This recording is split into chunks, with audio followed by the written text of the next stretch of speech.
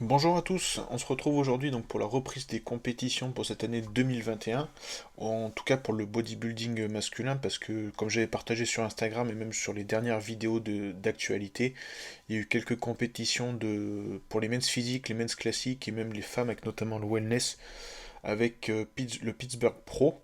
Mais là on va se concentrer donc sur les 212 et les Open avec le premier show vraiment, et c'était l'Indy Pro donc qui a eu lieu ce week-end. Je vais commencer donc avec les 212. Pour moi, personnellement, je trouve que c'est une catégorie qui gagne de plus en plus en niveau et qui est de plus en plus intéressante à suivre, même s'il y a eu des choix assez étranges sur le classement donc d'hier. Donc je vais commencer justement avec le choix le plus étrange pour moi peut-être, c'est Noël Adam qui finit cinquième. Il avait gagné l'Indy Pro en 2019 et honnêtement je pense qu'il méritait mieux hier parce que c'était sûrement le plus gros sur scène, en 212 en tout cas, avec une épaisseur et une condition qu'on n'a rien à reprocher, des ischios terribles de profil. Donc je suis assez déçu pour lui pour sa cinquième place, je pense qu'il méritait mieux. Surtout que le top 4 n'est pas non plus transcendant, si on peut dire.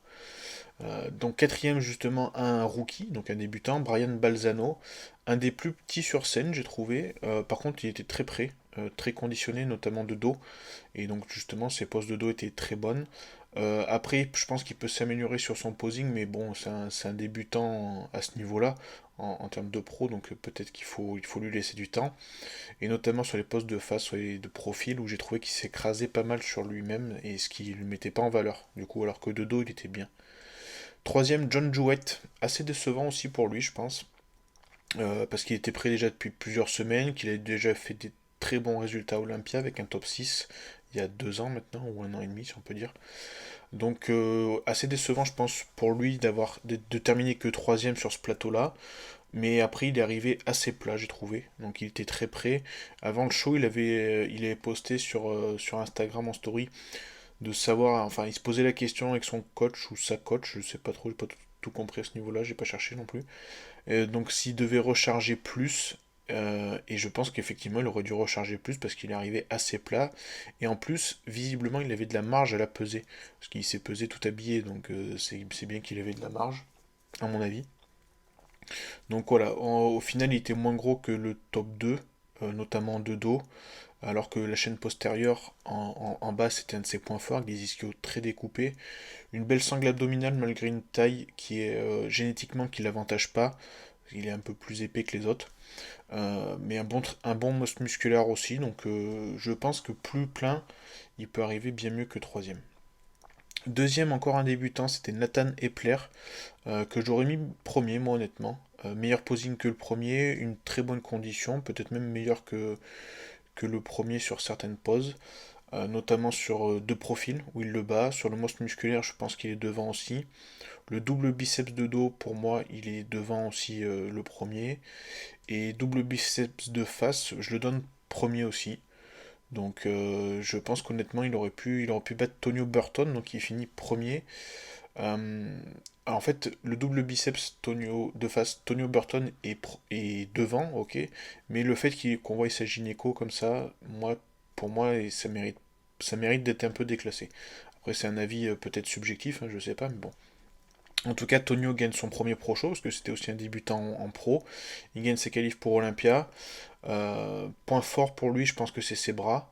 Après, il a un tronc qui est assez grand, donc les dorsaux sont assez hauts sur lui, inséré assez haut, et donc de face, c'est pas très esthétique, je trouve. Après, de dos, par contre, sur les postes de dos, il fait très bien ressortir son dos, il est assez large, et donc il gagne des points là-dessus. Après, au niveau de la condition, c'est pareil, c'était pas le meilleur du top 3 clairement, donc je pense que c'est assez controversé sa victoire en tout cas. Dites-moi d'ailleurs ce que vous avez pensé de ce top 5, si vous aurez mis Noël mieux, ou même si vous aurez préféré voir Nathan gagner le deuxième, donc face à Tonio le premier. On passe aux Open Bodybuilding, donc les plus gros cette fois, avec d'abord, avant de parler un petit peu des compétiteurs, je vais juste faire un petit point qui, à mon sens, alors là encore c'est peut-être subjectif, hein, mais pour moi le niveau était pas le plus élevé de ce qu'on a pu voir par le passé. Alors certes c'est que l'Indy Pro, c'est pas la compétition la plus réputée, mais après pour une reprise de la saison on s'attendait à mieux franchement. Surtout qu'il y avait quand même quelques noms intéressants. Mais je pense que, ouais, honnêtement, c'est assez une compétition assez décevante. Et voilà. À voir si New York Pro sera plus à la hauteur la semaine prochaine. Je reviendrai dessus un petit peu à la fin. Donc je commence avec Morgan Ast qui finit 6ème sur 10. Premier top 6 pour lui chez les pros. Après donc Arnold Classic l'an dernier. Encore une condition irréprochable, le plus sec du plateau. Mais bon, ça suffit pas. La preuve, hein, il y en a beaucoup qui disent qu'un amateur doit être écorché, que c'est le plus sec qui gagne en amateur, mais que c'est pas forcément vrai en pro. Et ben Morgan malheureusement il le prouve, je pense, que ce soit à l'Arnold Classic ou hier à l'Indy Pro. Après de dos, il mérite sûrement d'intégrer le top 5. Ben, d'ailleurs au prejudging il était dans le top 5, hein, mais vraiment de dos, Morgan il était quand même bien devant, je pense, le cinquième. Donc assez dommage pour lui. Après de face, ça reste quand même compliqué quoi. Ça reste compliqué en restant objectif. J'en ai déjà parlé. Son double biceps, il est pas terrible. On voit que ses biceps, ils ont pris cher. Il a une taille quand même assez épaisse. Les cuisses sont très sèches, mais on voit pas de galbe et donc une découpe qui est pas aussi belle que ça pourrait être. Il n'y a pas de galbe qui ressort. Il n'y a pas de X en fait sur sa ligne. Et ce qui du coup lui le désavantage pas mal et le fait passer sixième à mon avis. Donc voilà, c'est une preuve qu'il y a beaucoup de chemin à faire pour titiller les top pros. Et puis qu'il faut qu'il choisisse ses shows aussi de la meilleure façon possible parce que s'il veut intégrer un top 5, un top 3, faut aller là où ça peut passer. Donc cinquième, c'est Carlos Chapa. Donc il passe devant Morgan le soir parce que le matin au prejudging il était derrière Morgan. Je pense qu'il bat Morgan grâce à ses postes de face. Je pense. En tout cas, sur la condition, il était moins bien que Morgan. De dos, il était moins bien que Morgan. Après, dans l'ensemble, sa ligne, elle est plus correcte que Morgan. Il n'y a pas de défaut majeur qui ressortent, pas de blessure, ni rien. Mais il n'y a rien non plus de transcendant chez lui, donc rien de spécial à dire. Quatrième, Dorian Ewood. Donc l'an dernier, vous avez déjà pu le voir, notamment avec Stan. Il avait fait la même compétition que Stan l'an dernier, le California Pro donc. Je crois qu'il avait fait aussi le New York Pro, il me semble. Bon, lui, c'est pas. Il n'y a rien non plus de très impressionnant chez lui. Bah, alors, il est gros, hein, on peut pas dire le contraire.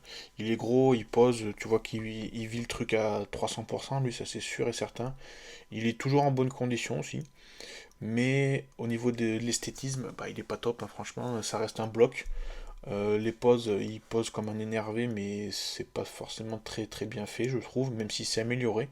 Honnêtement, l'an dernier, ses posings c'était quand même assez rock'n'roll. Là, c'était mieux hier, j'ai trouvé.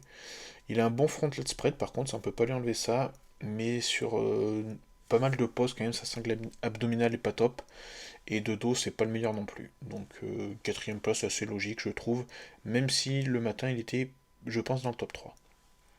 Donc troisième et le favori pour beaucoup de monde avant la compétition, c'était Blessing à Woodibou. Bah, pour moi, ça ne me surprend pas qu'il finisse troisième et assez loin de Justin. C'est assez logique pour moi.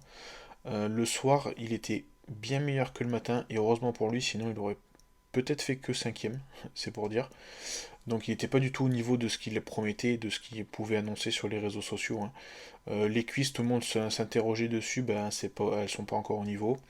Sa sangle abdominale était vraiment pas top le matin. D'ailleurs, le matin, il était très plat. Je pense qu'ils se sont un petit peu loupés d'ailleurs avec son coach. Euh, j'ai perdu le nom. Chad Nichols sur le matin. La preuve, ils sont arrivés bien plus durs, avec une peau bien plus plaquée le soir, et ce qui lui a permis de gagner des places. Donc en soi, c'est assez décevant de le voir là, même si voilà, les finales elles font penser qu'on n'a pas vu le meilleur Blessing, qu'il va pouvoir sûrement faire mieux. Mais je vais vous mettre une petite photo d'ailleurs d'une comparaison avec sa dernière compétition en 2017 où pour moi il était mieux. Et vous jugerez par vous-même. Mais en tout cas, voilà, l'an dernier, sachant qu'il aurait dû faire l'Arnold Australie comme prévu avant la pandémie, vu le plateau qu'il aurait dû y avoir à State Arnold Australie, ça aurait été très compliqué pour lui de faire un placement à l'an dernier. Quand on voit en tout cas ce qui s'est passé hier. Deuxième, Mohamed El Haman, donc un russe d'origine égyptienne. Clairement, quand il est arrivé sur scène, on a directement vu que ça se jouerait entre lui et Justin pour la victoire. Mais voilà, malgré sa masse et sa condition qui était très bonne, il n'est pas encore au même niveau que Justin. En tout cas, au niveau de la ligne, bon, bah, il n'y a rien à dire. La façon de poser aussi, c'est pareil, il pose un peu de façon robotique, on va dire, c'est pas très agréable à voir. C'est dommage parce qu'il avait sûrement les meilleures cuisses du plateau hier, avec des très bons ischios aussi de dos. Des bras, une sangle abdominale par contre, c'était pas top. Et puis ben, le haut, voilà, c'est un peu comme Dorian Haywood, ça fait un bloc. Et donc c'est vrai que c'est pas très agréable à regarder en tout cas. Et le premier, donc c'est Justin, qui gagne sa qualification pour Olympia, après son top 10 en décembre à Monsieur Olympia d'ailleurs. Donc c'était pour moi le favori sur le papier, même s'il y avait Blessing et que beaucoup aiment et aimeraient voir Blessing devant. Mais bon, ben Justin il est arrivé, il a répondu présent, toujours un très beau posing, il sait très bien se mettre en valeur sur ses poses. On le voit beaucoup sur le double biceps parce que il le fait un peu à la manière de Sean Roden, il sait se décaler pour que sa ligne paraisse encore plus belle. Donc bon voilà, une belle sangle abdominale, un most musculaire très rond, des bras très volumineux, de profil aussi, il ressort très bien. D'ailleurs, au niveau des bras, Blessing était pas très loin de Justin, je pense. De profil, donc une bonne découpe, de dos, et bah, c'est là où il a fait le plus de progrès, je pense, Justin, parce qu'il a bien progressé sur les glutes et le dos.